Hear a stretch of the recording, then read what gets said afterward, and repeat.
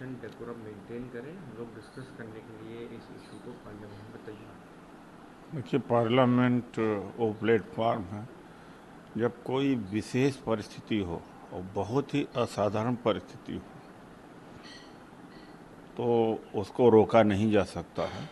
उस पर चर्चा होना चाहिए, उसका निवारण निकले। और leader of opposition Rahul Gandhi ji ने कहा कि करोड़ों लाखों युवा का भविष्य इस समय अधर में लटका है और वो जानते नहीं कि उनके साथ कल क्या होगा। तो ऐसी परिस्थिति में इससे ज़्यादा क्या इम्पोर्टेंट हो सकता है, इसके ऊपर चर्चा नहीं करने दिया जा रहा, माइक म्यूट कर दिया जा रहा। यानी डिक्टेटरशिप इसी को कहते हैं, संविधान खतरे में इसी को कहते हैं। इस समय नीड से ज़्यादा क्या ज़रूरी है, क्योंकि उनको ये पता नहीं कि फिर से एग्ज़ाम होगा कि नहीं होगा, और कितने लोग इसमें इन्वॉल्वमेंट है, कितने कॉपी करके इसमें पास हो चुके हैं, कुछ भी अभी तक पता नहीं है। तो उन युवाओं के बारे में राहुल जी सोच रहे हैं। यह सरकार युवाओं के बारे में बिल्कुल चिंतित नहीं है। बहाना लगा करके टालना चाह रही है, तमाम बहाने लगा करके, इफ एंड बट, नियम कानून, लेकिन युवाओं के लिए इन्हें कोई चिंता नहीं।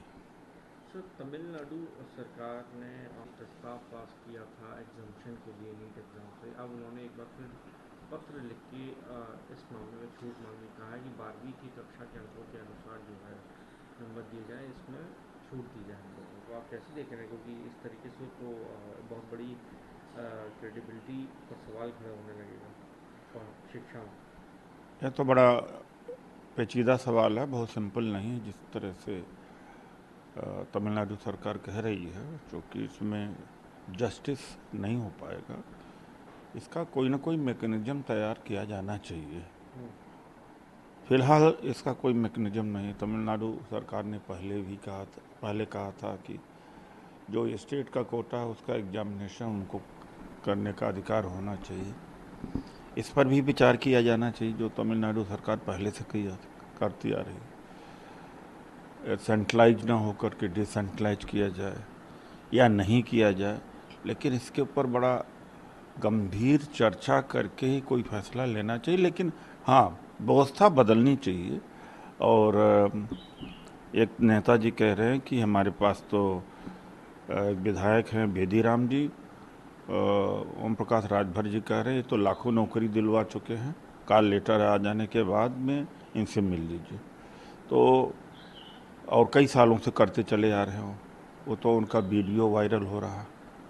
तो इसके मतलब कई सालों से फर्जी नौकरियां दी जा रही हैं। जो बच्चे हैं, जो युवा हैं प्रतिभाशाली, उनकी प्रतिभाओं का हनन हुआ है। सर, आम आदमी पार्टी आज प्रोटेस्ट करेगी सब जिस तरीके से केजरीवाल को गिरफ्तार किया गया है। आप कैसे देख रहे हैं, क्या एक प्रदर्शन जायज़ है? देखिए, ऐसा है कि प्रदर्शन तो जायज़ है नाजायज़ है, बात इस बात का नहीं बात यह है कि जो भी बीजेपी के साथ में है वो कुछ भी करे, लूटे पाटे कुछ भी करे। और एक नहीं, तमाम उदाहरण हैं। उसमें अजीत पवार का नंबर आता है, हेमंता बिस्वा शर्मा का नंबर आता है। जो खनिज और मिनरल्स के मामले में कर्नाटक में लाखों करोड़ लूटा था, उनको शामिल करा दिया। आदर्श सोसाइटी के घोटाले में का आरोप जो बीजेपी ने लगाई अशोक चौहान को, उनको शामिल करा दिया। तो उनके यहाँ सीबीआई ईडी नहीं पहुँचती है। सर, तो जो बीजेपी में आ जाए उसके लिए कोई ईडी सीबीआई इनकम टैक्स नहीं, चाहे जितना बड़ा अपराध कर ले, चाहे जितना बड़ा लूट मचा दे।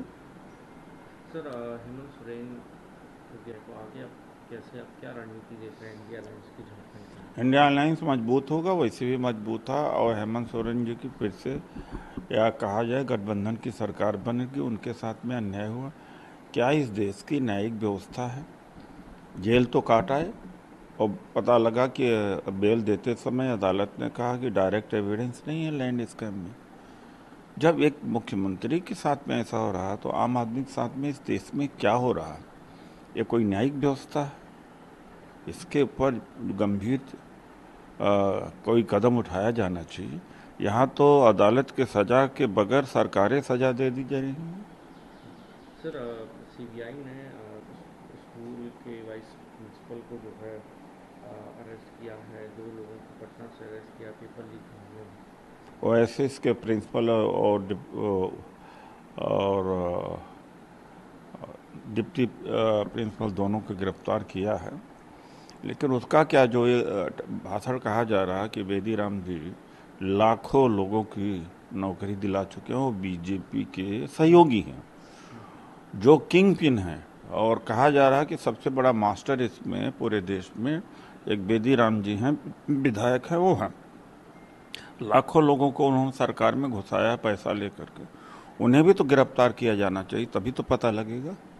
सर, ममता बनर्जी ने एक गाली दी थी कि राजभवन के अंदर एक महिला की शिकायत पे कि गलत एक्टिविटीज़ होती हैं। अब बंगाल की जो गवर्नर हैं उन्होंने डिफेमेशन केस फाइल किया है ममता बनर्जी के खिलाफ। ये तो देखिए, जो गवर्नर चाहे सब जगह हैं, वो गवर्नर न होकर के भारतीय जनता पार्टी का एक्टिविस्ट के रूप में वहाँ बैठे हुए हैं और अब विपक्ष की सरकारों को चलने नहीं दे रहे हैं। अनाप शनाप का आरोप लगाएंगे, पॉलिटिकल स्पीचेस देंगे, पॉलिटिकल कमेंट देंगे। जो गवर्नर का रोल है वो नहीं निभा पा रहे हैं।